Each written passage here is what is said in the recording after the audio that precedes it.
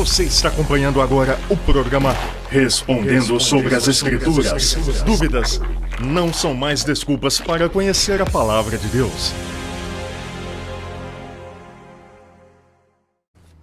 Bom, Gênesis capítulo 4, nós vamos encontrar a história dos dois primeiros seres humanos que nasceram de uma forma natural.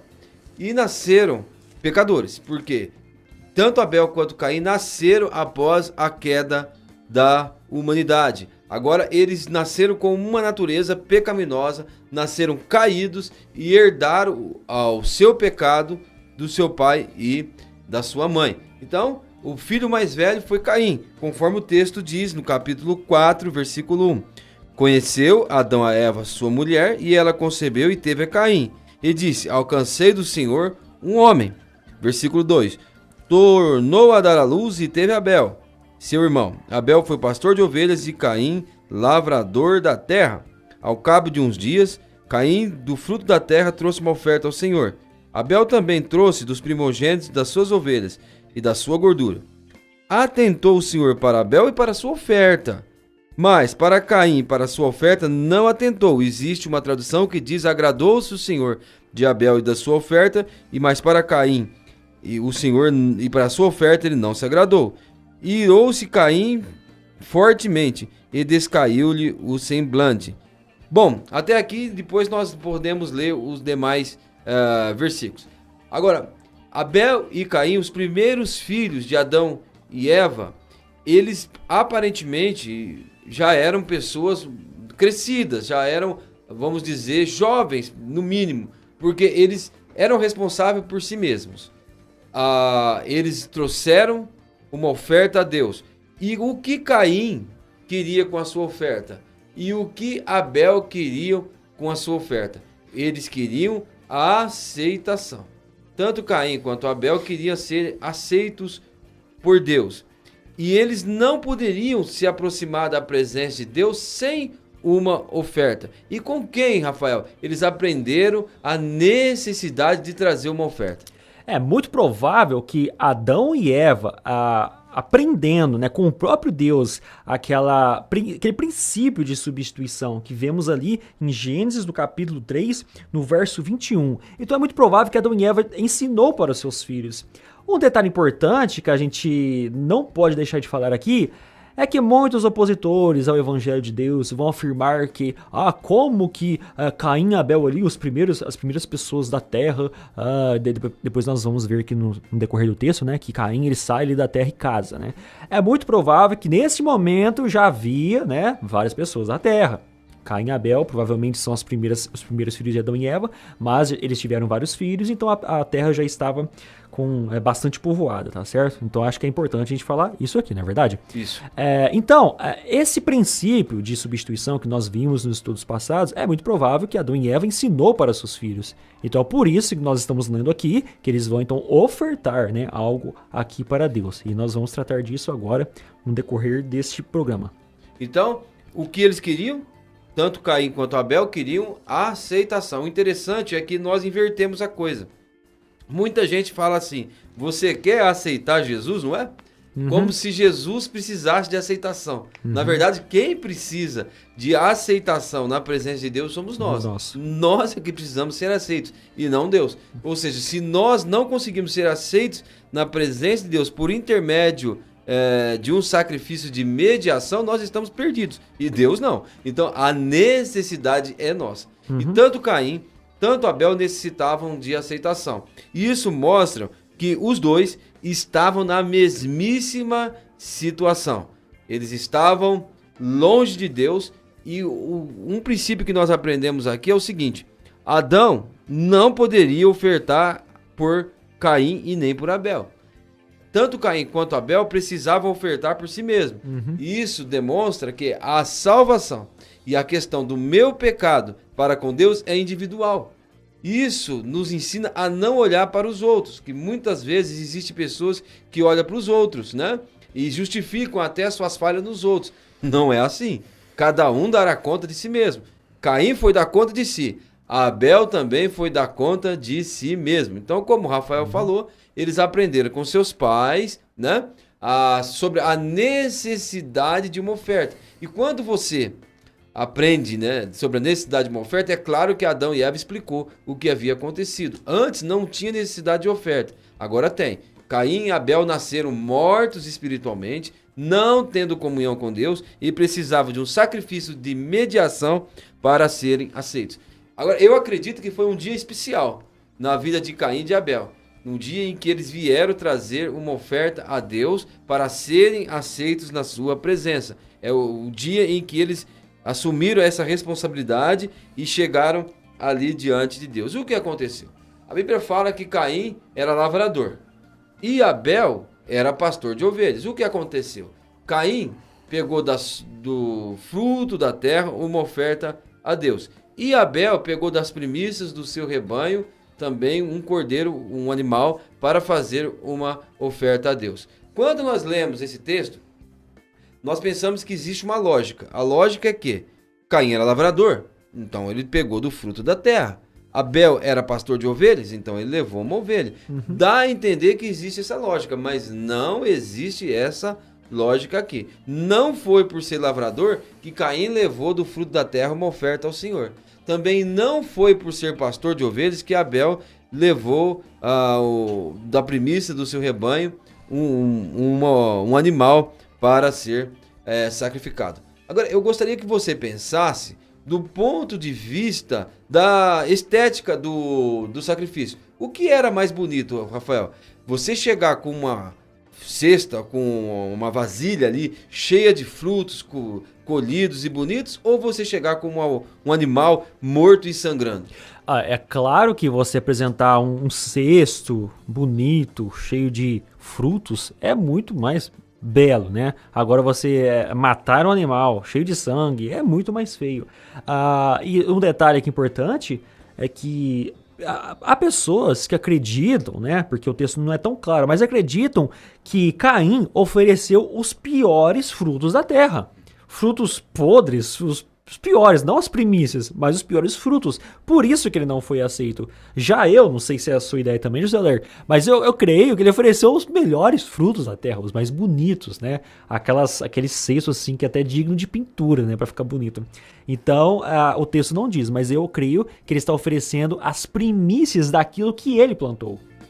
Quando nós chegarmos na interpretação final, porque Caim não foi aceito, vai ser reforçada essa ideia de que ele tentou fazer o melhor, né? Então, quando nós chegarmos ali no final, isso vai ficar bem claro. Então, esteticamente falando, o que Caim apresentou a Deus era mais bonito do que aquilo que Abel apresentou. Porém, né, Caim não foi aceito, ao passo que Abel foi aceito. Então, nem sempre aquilo que é aparentemente mais bonito é eficiente, é eficaz. Às vezes é inútil, como foi inútil a oferta de Caim. Então, o que diz o texto?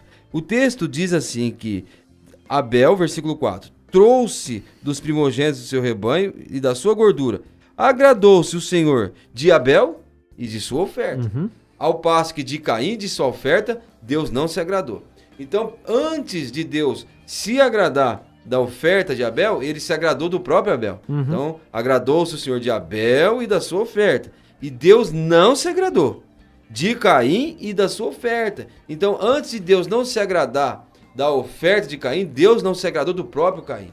Porque Caim já estava fazendo algo errado.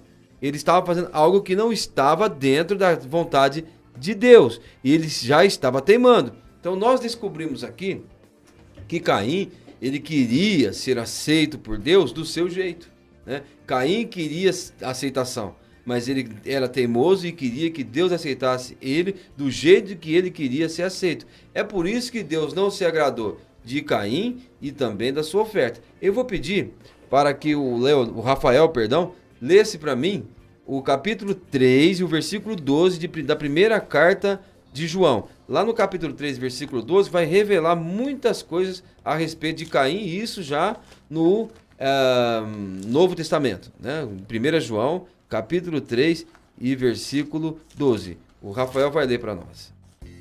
Então, ó, 1 João 3, 12. Não segundo Caim, que era do maligno, e assassinou seu irmão. E por que o assassinou? porque as suas obras eram más e as de seu irmão justas. Ok. Então a Bíblia diz, não segundo Caim, que era do maligno. Isso aqui é Novo Testamento. Quando as coisas já estavam todas consumadas, Caim já havia morrido há muito tempo. Então a Bíblia diz que Caim era do maligno. E ele não cita a oferta, ele cita a pessoa. Ele era maligno. Exatamente. E por que ele assassinou seu irmão? Porque as suas obras eram más e as do seu irmão justas. Então, o que havia de tão mal no coração de Caim? Que Deus, então, olhou e viu que e sentencia no Novo Testamento que Caim era do maligno e assassinou o seu irmão. Ele era uma pessoa que tinha coisas más em seu coração. Então, o que era mal que fez com que Deus não se agradasse de Caim e de sua oferta? Era essa teimosia. Era o fato dele querer ser aceito por Deus do seu jeito e não do jeito que Deus havia submetido. Tanto é que o texto de Gênesis capítulo 4 deixa muito claro que Caim sabia exatamente o que ele deveria fazer. Depois que Deus não aceitou a oferta de Caim, a Bíblia diz que descaiu o seu semblante. E ele irou-se sobremaneira, ficou muito bravo com Deus porque Deus não o aceitou daquela forma. Então o que aconteceu? Deus foi ao encontro de Caim. E este é um princípio bíblico. Deus sempre vai atrás do ser humano. É Deus que busca. Assim como Deus buscou Adão e Eva, depois que Adão e Eva pecaram, Deus vai buscar Caim também depois que Caim errou na sua oferta. Errou consciente, não errou porque não sabia. Errou sabendo o que deveria fazer. Então, em Gênesis capítulo 4, o versículo 6, Deus vai a ele e diz, então disse o Senhor, por que tiraste? Né? E por que descaiu o teu semblante? Então Deus não está explicando, olha, ô Caim, você errou aqui e ali. Não, Deus está dizendo, por que tiraste? E por que descaiu o teu semblante? Não há motivo. Você sabia muito bem que não era desse jeito. É o que está sendo mostrado aqui. O versículo 7, Deus vai dizer, se procederes bem, não é certo que serás aceito? Deus diz, olha, não tenho preferência por Abel. E não estou fazendo acepção de pessoas e não estou desfazendo de você. Se você fazer o que é certo, você será aceito. Você não foi aceito porque você não fez aquilo que era certo. E Deus diz, e se não procederes bem, o pecado jaz à porta. E sobre ti será o teu desejo, mas a ti deves dominar. Então Deus sabe quais são as intenções de Caim. Caim já está determinado a cometer um pecado muito grave, que é o pecado de assassinar o seu irmão. E Deus diz, olha que o pecado jaz à porta, o teu desejo será contra ti, as consequências seriam muito duras para Caim, e Deus diz, a ti cumpre dominá-lo. Então Deus já está prevenindo Caim, mas Caim não ouve a voz de Deus. Então ele está nem aí para o amor de Deus, e Deus está amando, Deus está vindo atrás, Deus está insistindo, Deus está orientando, mas Caim não quer nem saber de todo esse investimento de Deus na sua vida. E Deus tendo avisado ele que ele estava prestes a praticar algo que traria consequências terríveis, ele não dá ouvido, então ele vai lá e chama Abel para ir ao campo, e diz o versículo 8, disse Caim a seu irmão Abel, vamos ao campo. Estando eles no campo, Caim o levantou contra o seu irmão e o matou. Né? E agora ele matou o seu irmão, e eu pergunto, o que Abel tinha a ver com isso? Por que Caim, então, matou Abel? Abel não era culpado. Abel não tinha feito nada para prejudicar Caim. O único que havia feito alguma coisa para prejudicar era Caim, que prejudicou a si mesmo. Agora, aqui existe um princípio. Todos aqueles que querem se justificar, como Caim tentou se justificar por intermédio das suas obras e quer ser aceito por Deus do seu jeito, não vão gostar daqueles que são aceitos por Deus do jeito que Deus determinou, como Abel fez, né? Vai haver uma certa antipatia. Então aqueles que serão justificados por Deus, como Abel foi justificado, serão perseguidos por aqueles que querem ser justificados do seu jeito, como Caim quis ser justificado. Agora Caim é conhecido pelo o pai do que mesmo, Rafael? O Caim, ele é conhecido pelos teólogos como o pai da religião, porque ele foi quem tentou se justificar. Aliás, há uma espécie de religião chamada luciferianismo, né? O luciferianismo, ele não cultua Lúcifer, mas ele acredita que ele é sua própria luz. Então existe essa religião. A pessoa é sua própria luz. A pessoa é seu próprio salvador. E Caim, ele foi basicamente quem começou com isso, com esse conceito de ser o seu próprio salvador.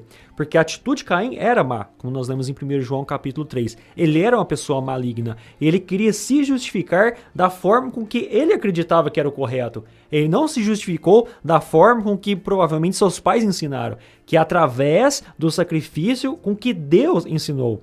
O princípio da substituição. Ele tentou se justificar do jeito que ele acreditava que era o correto. Da mesma forma, trazendo para os nossos dias, muitas pessoas tentam se justificar da forma com que eles acham que é o certo.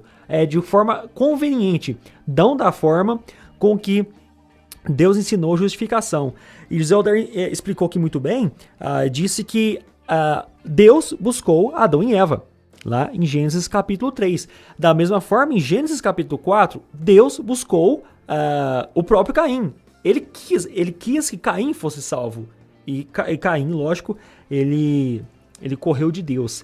E lá em Romanos capítulo 3, que é uma referência a Isaías, lá deixa muito claro que não há quem busque a Deus.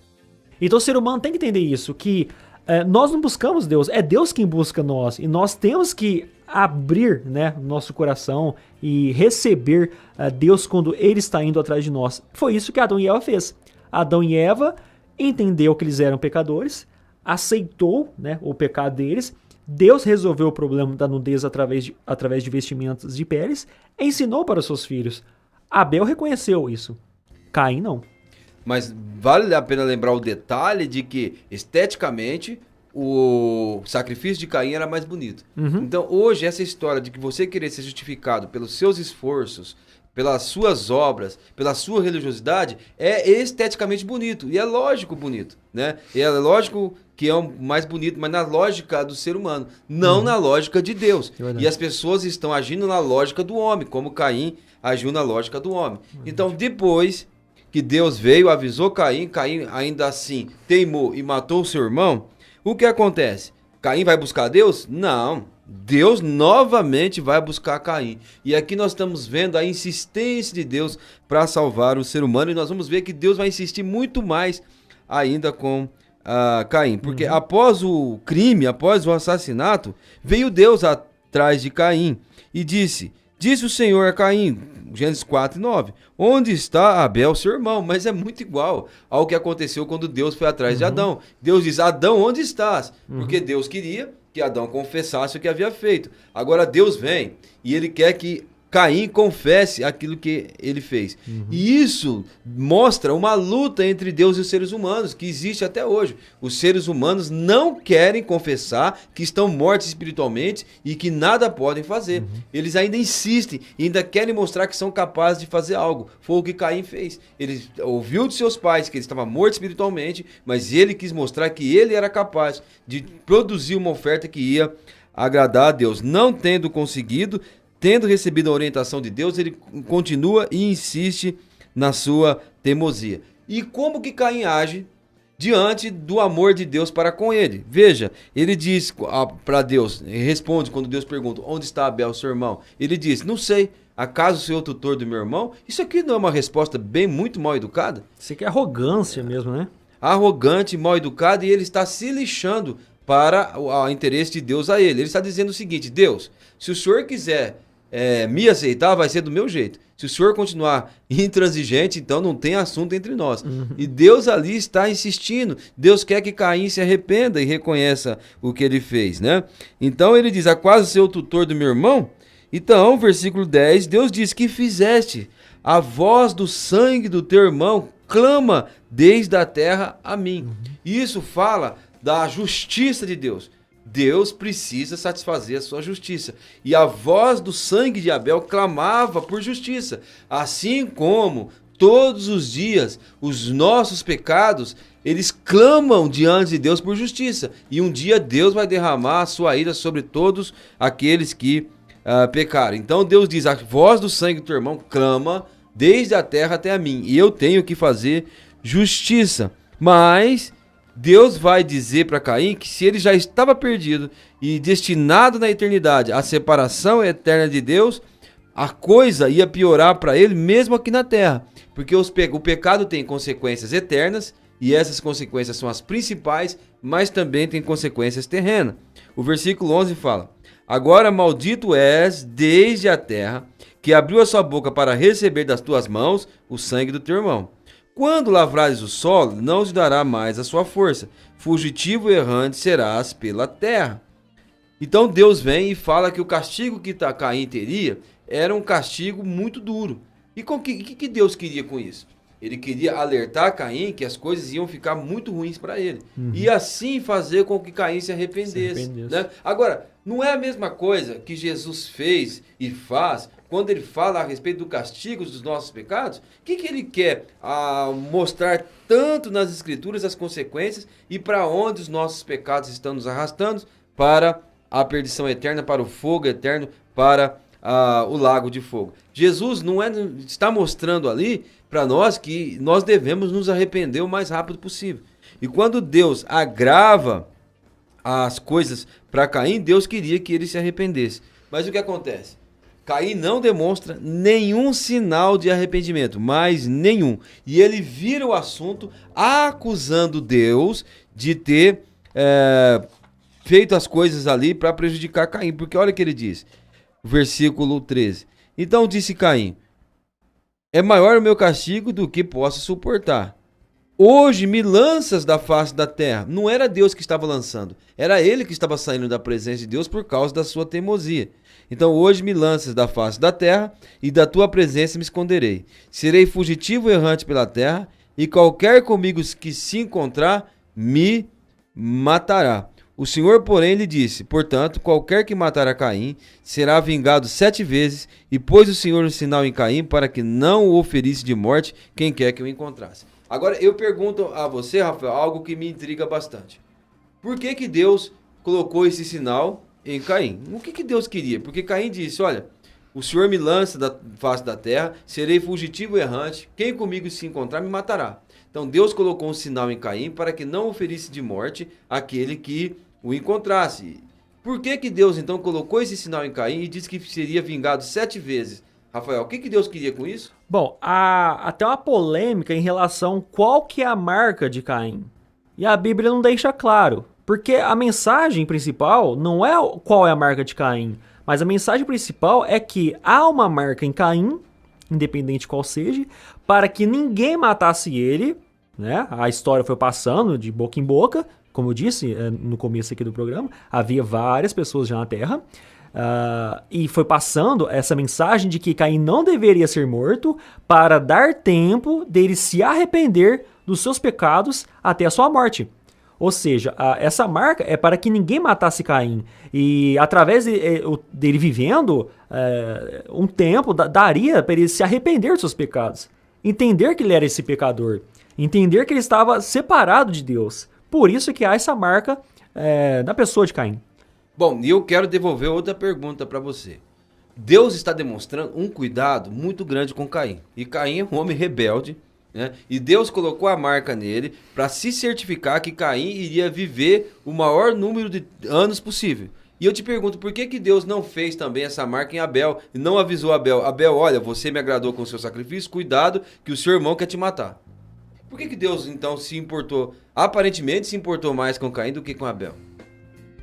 Porque Deus conhecia o coração de Caim, sabia que ele era mau, ele iria proceder mal, mas Abel, ele já era uma pessoa justa, era uma pessoa que era humilde, ele reconheceu o seu problema de pecado, ele aceitou o princípio de substituição que Adão e Eva ensinou para os seus filhos. Agora Caim, como lemos em 1 João capítulo 3, ele era uma pessoa maligna, e nós vamos ver que a consequência do seu pecado através até dos seus filhos.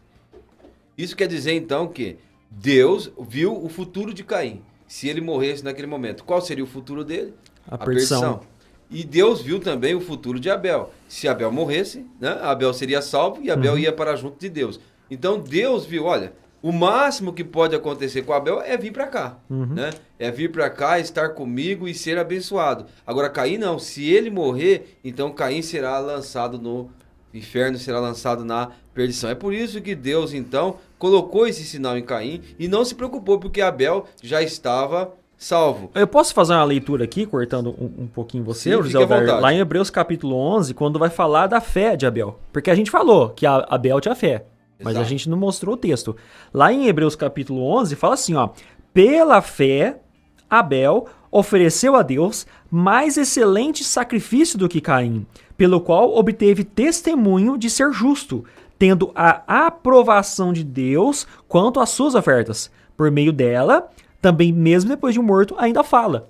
Então, nós conhecemos aqui através das escrituras que Abel, ele tinha uma fé e fez um sacrifício excelente, porque ele matou, né? Ele imolou ali um animal, e Caim não fez isso. Caim era maligno. Antes de nós sabermos que ele fez uma oferta má, nós já conhecemos, né, através das escrituras, 1 João capítulo 3, que Caim era uma pessoa má. Certo, então nós descobrimos por que Caim não foi aceito. Ele não foi aceito por Deus porque ele queria ser aceito do jeito dele. Inclusive, no Gênesis capítulo 4, versículo 16 fala: então saiu Caim da presença do Senhor e habitou na terra do Nod, a oriente do Éden. Então, saiu Caim. Então, quando ele ficava acusando Deus, o Senhor me lanças, a Bíblia diz que saiu Caim. Ou seja, a atitude de ir embora não foi de Deus de expulsá-lo, foi ele de sair. E ele virou as costas para Deus, ele virou as costas para o amor de Deus. Então, descobrimos por que Caim não foi aceito. Porque ele queria ser aceito pelas suas obras, queria ser aceito do seu jeito. Agora, por que Abel foi aceito? O versículo 4 do capítulo 11 de Hebreus diz: pela fé, Abel ofereceu mais excelente sacrifício do que Caim. Então, a motivação desse sacrifício foi a fé. E o próprio capítulo 11 de Hebreus, ele descreve o que é a fé. A fé é a certeza das coisas que se esperam e a firme convicção de fatos que se não veem. Então, Abel esperava e acreditava em algo que ele não via. E o que será que era isso que ele esperava e aquilo que ele não via que ele acreditava? Era exatamente o confronto. Confronto descrito em Gênesis 3 e 15. Quando Deus diz: tu ferirás o calcanhar do filho da mulher, mas este esmagará a cabeça. A oferta que Abel apresentou a Deus apontava para o futuro, apontava para esse confronto, apontava para o substituto. Então, quando Adão e Eva apresentaram-se diante de Deus vestidos com folhas de figueira, aquilo foi inútil. Aquilo representa a obra da mão humana. Adão tentou se justificar dessa forma, e seus filhos sabiam que não deu certo, e Caim tentou se justificar da mesma forma e queria que desse certo. Não vai dar certo.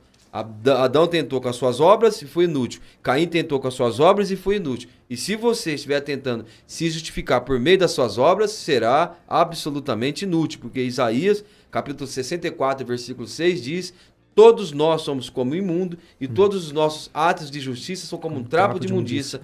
Todos nós murchamos como a folha e os nossos pecados como um vento nos arrebata. Então Abel foi aceito por Deus porque ele ofereceu a Deus um sacrifício mais excelente por meio da fé, por causa de algo que ele esperava. Deus que estabeleceu os princípios do sacrifício que foi oferecido por Abel. O princípio da morte do inocente, da substituição e do sangue de outro derramado. Então, quando eu sou aceito diante de Deus, o que eu apresentei a Deus? Eu não apresentei minhas obras. Eu apresentei diante de Deus um inocente que derramou o seu sangue e que me substituiu. Onde? Na cruz do Calvário. O Senhor Jesus é a minha oferta. O Senhor Jesus é a mediação entre eu e Deus e por isso eu sou aceito. E evidentemente que todos aqueles que querem ser aceitos pelas suas obras ficam irados com a gente quando a gente diz que nós somos salvos e não somos salvos pelos nossos méritos. Porque eles querem ser salvos por intermédio dos seus méritos. E agora, naquele versículo que você leu, é muito interessante. Porque ele diz: por meio deste sacrifício, ele obteve o testemunho de ser justo. Isso. Ou seja, ele não era justo. Abel não era justo. Mas ele, por meio do seu sacrifício, obteve o testemunho de ser justo. E por causa desta atitude, diz que ele, mesmo depois de morto, ainda fala. E o que ele fala conosco, Rafael? ele fala no sentido de que nós devemos proceder como ele procedeu, com fé, através de sacrifício da forma com que Deus ensinou, não da forma com que eu acho conveniente. Não sou eu que me salvo, é Deus que salva. Abel entendeu isso muito bem. Deus salva através dessa figura, né? Desse princípio de substituição, através da morte de um ser justo no lugar de um ser injusto. Abel entendeu muito bem a mensagem. Ele era injusto. Ele foi salvo por causa de sua fé e de seu sacrifício correto perante Deus. Então ele fala conosco, para que nós possamos agir como ele agiu, e não agir como Caim agiu, né? Então é isso que ele está falando. Infelizmente, as pessoas não estão ouvindo. O que as pessoas mais estão tentando fazer hoje para a salvação é o que Caim fez, né? E agora, gente, Abel está falando hoje.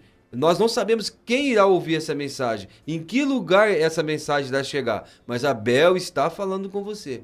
E o sacrifício dele está dizendo: se arrependa, creia, saiba que você está morto espiritualmente e que você só pode ser salvo e justificado por meio da sua fé no sacrifício, no substituto que Deus ofereceu em nosso lugar. Então quer dizer, Rafael, Jesus morreu, né, há 2000 anos atrás, há 2000 anos.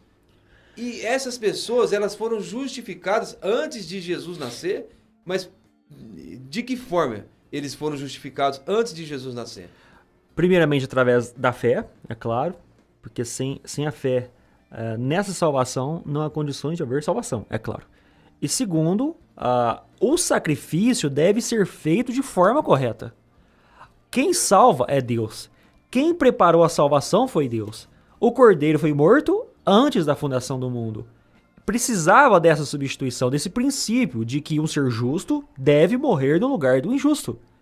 O que Caim fez foi a coisa mais triste que a humanidade hoje faz, que é conhecer a salvação, conhecer quem é o Salvador, mas fugir, né, ou sair da presença desse Salvador, ou sair da presença de Deus. Caim, ele saiu da presença de Deus. Essa é a coisa mais horrível que pode acontecer na vida de um ser humano. Conhecer o Salvador, conhecer como ser salvo, mas sair da presença do Senhor.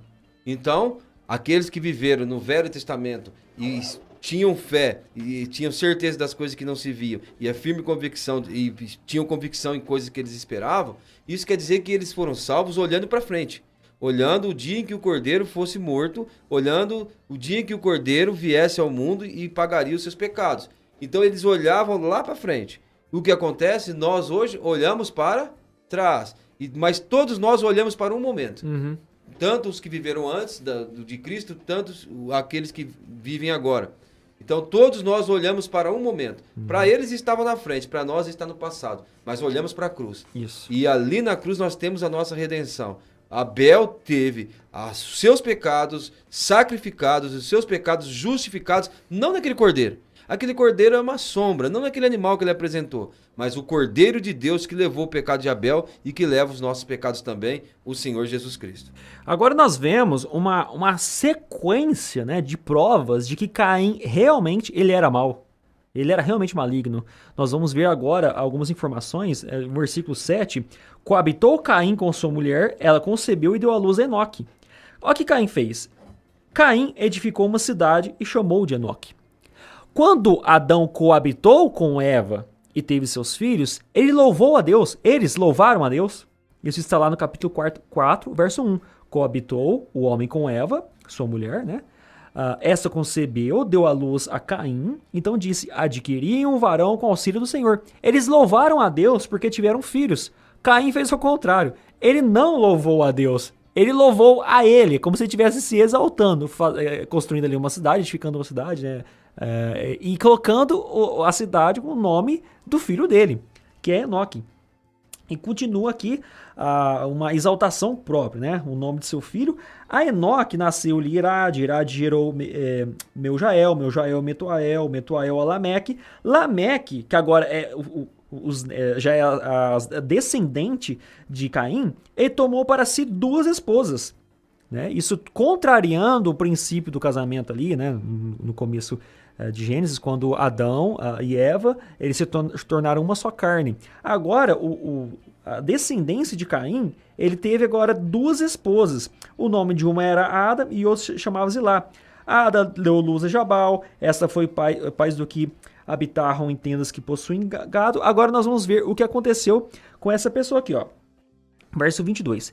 E disse Lameque às suas esposas, né, as suas 2 esposas, Adá e Zilá, ouvi-me, vós mulheres de Lameque.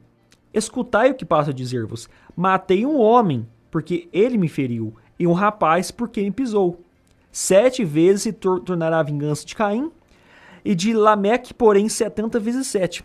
Olha o que aconteceu. Caim era tão mau que seus filhos, os seus netos, a sua descendência também foram pessoas más. Um deles tiveram 2 esposas, ele matou simplesmente porque um pisou ele. E ele usa então o argumento de Deus, né? Se Caim, ele, por ter matado seu irmão, Deus colocou aquela marca nele, né? Aquela marca para que ninguém matasse ele. E se matasse, ele iria ser vingado 7 vezes. Como ele matou 2 pessoas, ele iria ser vingado muito mais do que o seu próprio parente, que seria Caim. Ou seja, com isso tudo, a conclusão é: Caim era tão mau que os seus descendentes ficaram pior do que o próprio Caim. Então, essa é a prova de que Caim, ele não foi salvo ou justificado, não era bem por causa do seu sacrifício. O sacrifício só prova quem Caim era, uma pessoa maligna, que ele queria se salvar. A prova é essa, que a sua descendência foi muito pior do que o próprio Caim. E tudo isso começou quando ele teimou com Deus, não querendo reconhecer que era mal. É interessante, porque quando ele quis oferecer aquela oferta, ele quis ser justificado pelo fruto das suas mãos, querendo mostrar que ele era capaz de fazer alguma coisa boa, né? Então tudo isso teve origem ali. Mas eu gostaria de ler, ainda em Hebreus, no capítulo 12, versículo 24, o que o escritor diz. Ele diz o seguinte: Jesus, o mediador de uma nova aliança, e ao sangue da aspersão, que fala melhor do que o de Abel. Então tá comparando aqui Jesus a Abel.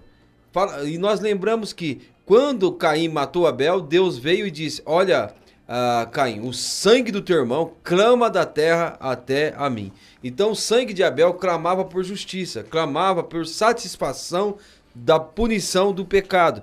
E agora ele fala que o sangue da nova aliança, o sangue de Jesus Cristo, ele clama e fala melhor do que o sangue de Abel. E o que o sangue de Jesus clama? O sangue de Jesus clama por salvação.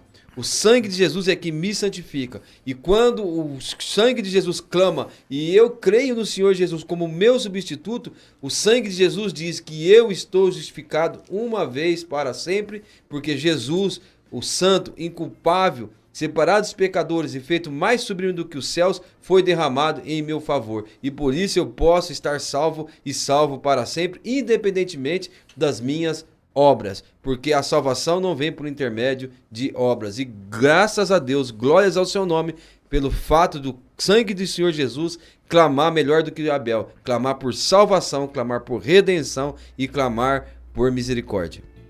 Bom, Zeldair, eu queria só deixar aqui um registrado. Eu já conversei com judeus messiânicos e também ortodoxos, aqueles que não creem no Messias. Eles afirmam que hoje o templo de Jerusalém foi destruído, porém, aqueles judeus ortodoxos que não creem no Messias podem ser salvos, sim, não através do sacrifício de animais, que é o princípio de substituição, né, que é uma figura de Cristo. Essas pessoas que não creem em Jesus Cristo podem ser salvas. Como? Através de sangue de animal, ainda hoje, né, porque eles não creem no Messias, e também sacrifícios, né, entre aspas, de frutos da terra. Então eles vão lá no Muro das Lamentações, colocam ali, depositam ali frutos da terra, ou levam nas sinagogas ainda hoje. Tem até vídeos no YouTube de judeu pegando a galinha, imolando e jogando sangue nele, e eles acreditam que vão ser salvos dessa forma, sem crer na pessoa de Cristo, né? O que nós sabemos e já vimos nos programas passados, e isso é muito claro nas Escrituras, Jesus Cristo, ele é o Salvador. Sem Cristo não há remissão de pecados, né? Sem o sangue de Cristo não há remissão nos pecados. E aí eles vão se utilizar de alguns textos, né? São vários textos, mas eu separei aqui onde eles provam que, através do sacrifício das primícias dos frutos da terra, pode haver sim salvação. Vamos ler aqui, Deuteronômio 26. Quando entrares na terra que Yahvé, o teu Deus, te prometeu dar como herança, e dela tiveres tomado posse, e lá estiveres habitando, tomarás alguns dos primeiros frutos, e tudo que recolheres do solo, que Yahvé, teu Deus, te dará, e depositando-os no cesto, irás ao lugar que o Senhor teu Deus houver escolhido, para aí fazer habitar teu santo nome. Bom, através desse texto e inúmeros outros textos, né, são vários textos, eles vão afirmar que pode sim fazer o sacrifício, entre aspas, dos frutos da terra. Porém, esses textos, todos os textos que você vai ler, dizendo que o povo de Israel oferecia as primícias dos frutos da terra, não era para salvação. Não era para salvação. É apenas uma amostra de que Deus cuida dos seus filhos. Deus cuida de Israel. Tanto é que o texto continua afirmando, no verso 9, do texto de Deuteronômio 26, no verso 9 diz o seguinte: Ele nos conduziu a este lugar e nos entregou esta terra onde manam leite e mel. E agora, portanto, eis que trago a primeira parte das colheitas da terra, que tu, ó Senhor, me deste. Ou seja, esse sacrifício, entre aspas, né, das primícias da terra, não era para salvação. Era uma prova de que eles estão depositando a fé em Deus, de que Deus cuida do povo de Israel. Mas a salvação, a figura da salvação está antes, lá no sacrifício dos animais, do cordeiro, como nós tratamos exatamente no programa passado. Então, quando eles foram libertos do Egito, a figura da salvação está lá. Na morte daquele cordeiro, macho de 1 ano, que foi imolado no crepúsculo da tarde, sem osso quebrado, o sangue era derramado na bacia, o molho de sopa era passado nas ombreiras e na verga da porta. A salvação está lá, a figura da salvação. Agora aqui mostra apenas, uma prova de que eles têm uma terra agora que mana leite e mel, e Deus, né, Deus, Yahvé, vai cuidar da nação de Israel. Então toda vez que você ler o texto de que há salvação através de sacrifícios das primícias da terra, não é salvação. É apenas uma amostra de que Deus cuida sim da nação de Israel. É uma prova de fé, mas aqui não mostra uma salvação, porque a salvação só é através de sangue, né? Sangue de Cristo. Só alertar os ouvintes, o Cordeiro foi morto desde a fundação do mundo. Nunca existiu um outro meio de salvação. Só existe uma forma, tanto para quem viveu antes, tanto para nós que vivemos depois da crucificação do Senhor Jesus. Então a única maneira que você será justificado é pela fé no substituto. E não tente outra forma, porque não vai dar certo, sempre foi e sempre será inútil.